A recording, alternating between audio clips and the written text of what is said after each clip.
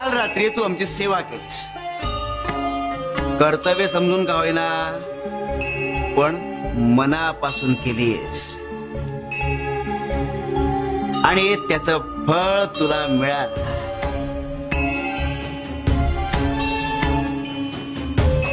कोणाला कधी आणि कसं फळ द्यायचं हे आम्हाला चांगलंच ठाऊक आहे. अरे देव कधी चुकत नसतो आणि कधी अन्यायही करत नाही.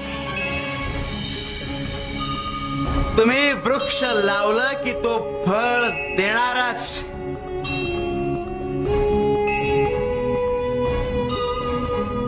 फक्त वृक्ष अमृताचा लावायचा की विषाचा हे तुम्ही ठरवायचं.